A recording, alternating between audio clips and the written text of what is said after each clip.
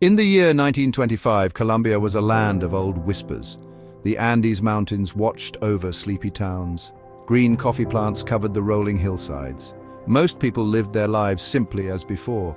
They tilled the earth under a patient sun. The Conservative Party held the reins of power. Ancient traditions seemed to stretch on forever, but a soft wind of change was beginning to stir. Coffee was the country's brown gold. It brought coins and commerce from far away. Some cities, like Medellin and Bogotá, started to awaken. New factories hummed with a strange, new song, yet for many life remained a difficult path. The poor often knew hunger and much hardship. They dreamed quietly of a life with more ease. Their hopes were small seeds planted in dry ground. Then the voices of workers began to rise. They asked for wages that could feed their families. They wished for days with less toil, more dignity. In 1928, a shadow fell upon the banana lands. The United Fruit Company workers went on strike. Soldiers arrived and the air filled with sorrow. This event was called the Banana Massacre. It was a wound that showed the nation's deep troubles. An era heavy with years was drawing to its close. People sensed it like the coming of the rains. They yearned for new faces, for different paths. They hoped for days filled with more light. The great world beyond Colombia was spinning faster. Colombia too would soon turn a new page. The winds carried scents of a future yet unwritten. A new chapter in its long story was waiting to unfold. The year 1930 brought a great shift. The Liberal Party finally came to power. Enrique Olaya Herrera became the president. He carried the hopes of many for a new dawn. It felt like the country took a deep breath. Change had arrived, walking on quiet feet. The old ways were challenged by new ideas. A different Colombia started to take shape. Later, Alfonso López Pumarejo led the nation. He called his plans Revolution on the March. New laws were made for the land and its workers. Schools opened their doors to more children. He tried to make the country more just for all. These were years of bright hopes and big dreams. Colombia seemed to be looking towards a modern age, but shadows from the world outside were growing long. The Great Depression cast its gloom over the land. Coffee prices fell and hardship returned for many. Then, a man named Jorge Eliezer Gaitán appeared. He spoke with a voice that resonated with the poor. He promised justice and a better life for them. Huge crowds gathered to hear his powerful words. He became a symbol of hope for the forgotten people. His name was whispered in every corner of the country. On a fateful day in April 1948, Gaitán was killed. The city of Bogotá erupted in fire and fury. This day was known as El Bogotazo. It was the terrible start of La Violencia. A long, sad period of fighting began. Liberals and conservatives fought each other bitterly. Many thousands of souls were lost in those dark years. The land was stained with sorrow and endless tears. La Violencia tore the heart of Colombia. So, in 1953, General Gustavo Rojas Pinilla seized power. He promised to end the terrible fighting. For a time, the guns became a little quieter. He built roads and brought television to the homes. But his rule was that of a strongman, a dictator. People grew tired of not having their freedoms. His time in power, like many others, would end. The old political parties decided to make peace. Liberals and conservatives, once bitter enemies, made a pact. They agreed to share power, to rule together. This agreement was called the National Front, born in 1958. It brought an end to much of La Violencia. Presidents from each party would take turns. It seemed like a way to heal the nation's wounds.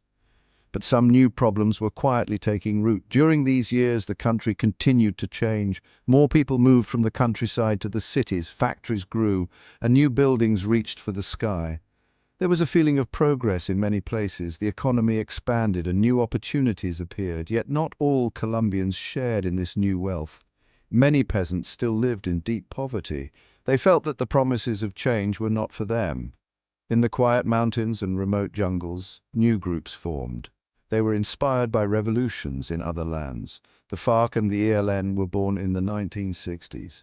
These guerrilla groups said they fought for the poor. They believed that only through arms could they achieve justice. This marked the beginning of a new long conflict. It was another sad chapter in Colombia's story. The dream of lasting peace remained distant, like a star. Section 4. The Shadow of Drugs and a New Hope, the 1980s to the 1990s. The 1980s arrived, bringing a dark, new shadow. Illegal drugs, especially cocaine, brought immense wealth. Men like Pablo Escobar of the Medellin cartel grew powerful. They built empires on this dangerous trade. The Cali cartel also became a formidable force.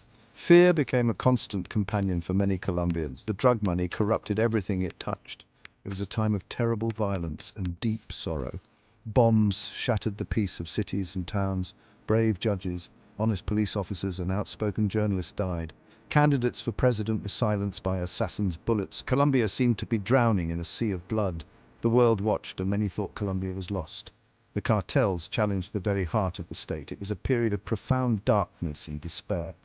The future appeared shrouded in an endless night, but the spirit of the Colombian people did not break. Ordinary citizens, tired of the violence, marched for peace. Students, mothers, workers, they all raised their voices. They demanded an end to the terror and the fear. They yearned for a country where life was sacred. They showed incredible courage in the face of danger. Their resilience was a small light in the darkness. They held on to the hope for a different tomorrow. In 1991, a new constitution was born from this struggle. It was written by people from many different walks of life. It promised more rights and greater democracy for all. It recognized the country's diverse cultures and peoples. This new charter was a symbol of hope renewed. It was a commitment to build a more inclusive nation. Although the violence did not end overnight, it was a start. A new path towards a more peaceful future was open. Section 5. Towards Peace in the Future, 2000 to 2025. The new millennium dawned with old struggles continuing. The fight against drug trafficking was still a hard battle. Plan Colombia, with help from the United States, began. It aimed to weaken the armed groups and drug lords. The conflict with guerrillas, paramilitaries, and narcos raged on. Many parts of the country still suffered greatly. The cost in lives and resources was immense. Peace seemed like a dream that was always just out of reach. President Alvaro Uribe from 2002 fought the FARC fiercely. His government weakened the guerrilla group significantly. Then President Juan Manuel Santos took a different path. He believed it was time to talk about peace. In 2012, his government began formal negotiations with the FARC. The talks were long and difficult, held in Havana. Many Colombians were divided about this process, but the hope for an end to decades of war grew. In 2016, a historic peace agreement was finally signed. The FARC agreed to lay down their weapons.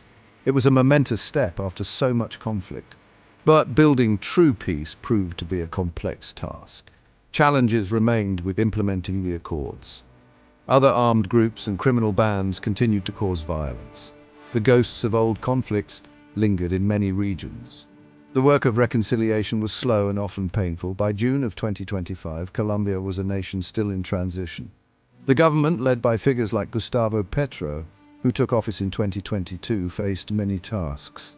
Healing the wounds of the past was a priority. Addressing deep inequalities and poverty remained crucial. Protecting the rich environment from new threats was vital. The Colombian people, resilient as ever, looked to the future.